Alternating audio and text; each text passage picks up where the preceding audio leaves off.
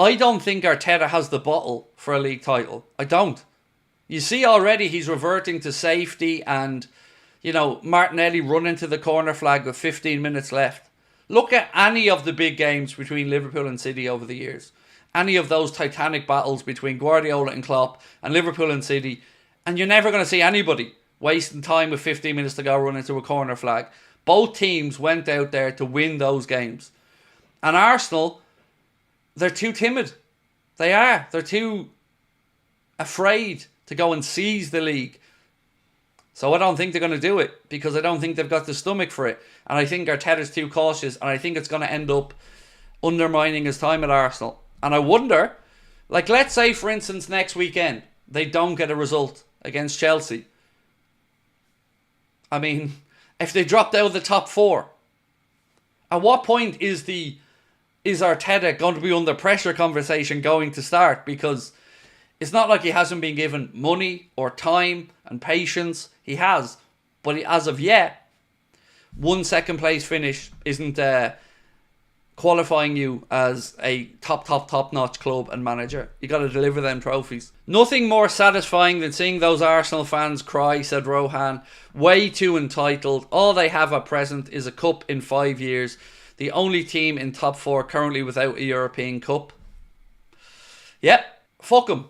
And I mean that in a nice way, because you're right. There has been this mad sense of arrogance that I don't feel is deserved from some sections of the Arsenal fan base.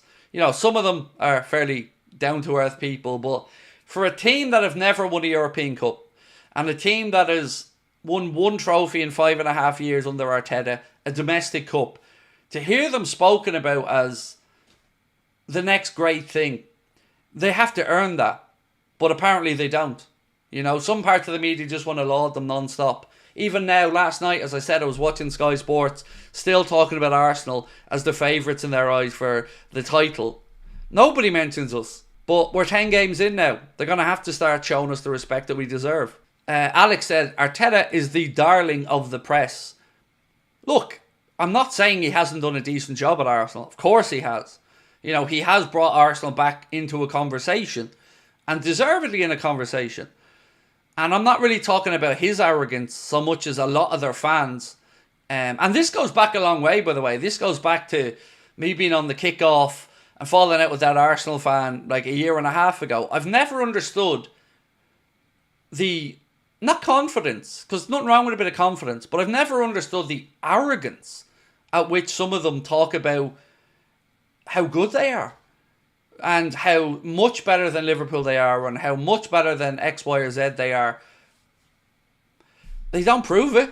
They don't prove it when it counts over the course of a season. Do you think we need to get somebody in January to win the league? We need a midfielder, Shannon LFC. We just do need a midfielder. We also need to keep an eye on the injury situation. You know, we are, let's be honest about it, 1 or 2 key injuries away from a headache. A big headache. But then again, so are a lot of teams, you know. We had to hear about Arsenal's injury crisis, even though some of it was suspensions of their own making. But, you know, that was the narrative going into that game. Even though we had a load of players out, never got mentioned. It's always Arsenal injury crisis. Arsenal have to battle this. Arsenal up against that.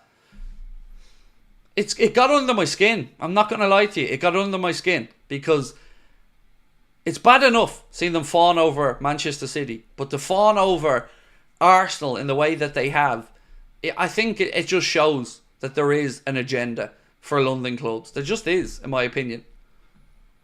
And I don't mean that an agenda from the league or from the referees, but there is almost this mad desire in the media for... Look, I know London's the centre of the UK, as in, like, that's where the UK revolves around London. I get all that. And I get that there's a lot of clubs from London, and I get there's a lot of journalists from London, but it just seems like they want a northern challenger to be pipped by a southern team. And I don't get it because I'm not English, so I don't know the north-south divide or whatever, but it does feel like they just so want a London-based team to be in the mix. The gap between Liverpool and Arsenal is now that big that you can fit a Forest in there. I love that. Well played. Well played. Well done, Carl. I like that one. To be honest, I don't think Arsenal was ever a threat to Man City. Arsenal came to the picture because both teams dropped in performance. I hear you. I hear you. And also because we dropped off.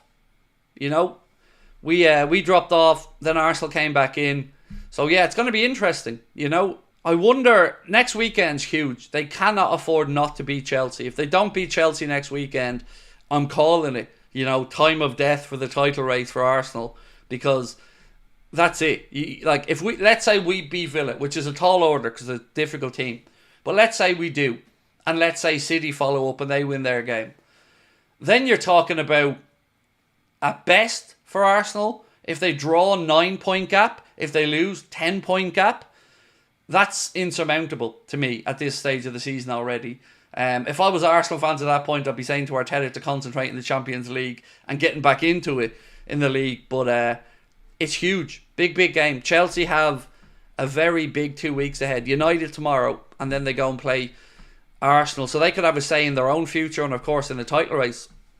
Stephen Roska said, genuinely feel like this is a massive chance to win the league this year. City aren't at it without Rodri, and Arsenal are going through a sticky patch we need to develop in these next few weeks. Yeah, look, and this is before the whole potential punishment stuff comes out around City. So, you know, I think December, January time is going to be interesting there as well. And whatever way you dress it up, not beating Bournemouth is a big loss for City. And I said at the start of the season, I don't see them having the same fear factor. Because look, De Bruyne is getting to the tail end of his career. And injuries are getting worse and worse with him. He's been a huge player over the years for them. Haaland needs the service to score, and maybe he's not getting that service. I heard he missed the sitter today as well. So I hope that these little things keep going wrong for them. Because what I didn't want to happen was Guardiola to get the big send-off with another Premier League title. I want them to go out miserable. I want them to leave the Premier League, and I want them to be found guilty of the charges, and I want us to be the story. Mark said, can you imagine if we had beaten Arsenal and Forest, we would be 7 points clear at the top? I know, mate, I know. But I'm still very happy. I'm sure you are as well, by the way, Mark. But, you know, a point at the Emirates is not too bad at any point. And beating Chelsea, beating United away, look, I'm so happy with where we are right now. And as somebody said earlier on, and I agree with it, we haven't even been at our best yet. You know, we've seen a flash of it, a 15-minute, 20 period of it. But imagine when this team really clicks into gear. I think we're going to take some stopping.